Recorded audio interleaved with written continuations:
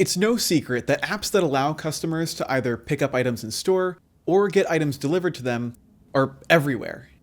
Unfortunately, building out a fulfillment system like that from scratch can be really challenging, but the Square Orders API makes it much easier. And so today, we're going to walk through how you can implement order fulfillments in your applications. Let's get started. A quick disclaimer, this tutorial assumes that you already have an understanding of the order object and the order lifecycle. If you're completely new to orders, I recommend you check out our orders lifecycle video, which I'll have linked in the description along with a ton of other resources. Once you've watched that video, come on back here. Okay, now let's get into it. Let's imagine that you're building an order ahead app for a restaurant that sells burgers. As a matter of fact, we actually built out part of this app in a previous video using the Catalog API. When the customer places their order in the app, that's when you'll kick off the order lifecycle by making a create order request. You'll include all of the typical order stuff like line items, taxes, discounts, you know the deal. And then you'll also include fulfillments. Technically, you can have multiple fulfillments on an order, and so that's why you'll see this represented as an array. But most of the time, there's just going to be one fulfillment object, and so that's what we're going to do for this example. That fulfillment object is going to have a type of pickup, and because it's a pickup order, we're also going to have a pickup details object. Here we can include some information about the recipient, like their name, email, and phone number. And then there are a few other important fields.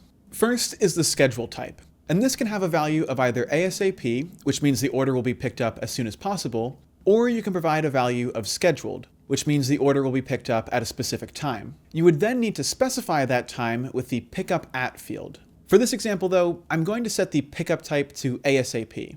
When you do this, you can either set a pickup at time, or you can set a prep time duration. This indicates how long it takes to prepare the order. For our example of ordering a burger, let's say it takes 30 minutes. You'll specify that with RFC 3339 format. Now, when we run this request and take a look at the response, you'll see that the pickup at time has now been set to 30 minutes in the future in order to account for the prep time. If the order has been paid for, the seller will also see the order come up in their order manager or KDS, and that pickup time will be indicated. As the order is now being prepared, the seller can move the order through its stages by marking it as in progress, ready, or picked up. Each time that happens, a different timestamp is added to the fulfillment object, and the fulfillment state is updated as well. So when the order is marked as in progress, the accepted at timestamp is added, and the state is changed to reserved. When the order is marked as ready, the ready at timestamp is added, and the state is set to prepared. And when the order is marked as picked up, the picked up at timestamp is added, and the state is set to completed. There are also timestamps and states for orders that are canceled or failed. The order manager is one way to move a fulfillment through these stages, but you can also do this programmatically by calling the update order endpoint and updating the state. This can be especially helpful if you're building your own kind of order management software. As a final note, you can also listen for all of these updates using the Orders API webhooks. That way, your app can display all of the relevant information to your user as their order is being prepared. So that's pickup fulfillments. Now we're going to take a look at shipment fulfillments. You're probably not shipping cheeseburgers to your customers though, so in this example, we're going to look at shipping t-shirts instead. We'll start back at the same place, creating an order with a fulfillment object on it. This time, the type is going to be shipment, and instead of pickup details, we're going to use shipment details. For the recipient, again, you can include their name, email, and phone number, but this time you'll also want to include their address to indicate where you're sending these t-shirts.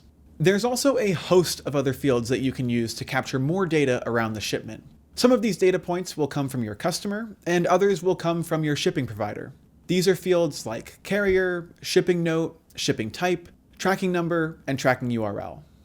Just like a pickup order, once the order is created and paid for, a seller will be able to see the order in the order manager and move it along through each of its phases. Much like the pickup fulfillment, these are the different state changes and timestamps that get added as the fulfillment moves through its lifecycle. Again, you can listen for these changes using the Orders API webhooks.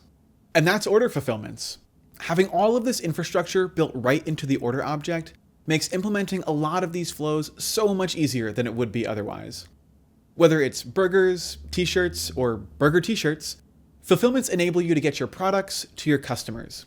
So head on over to the docs and the API Explorer and give it a try.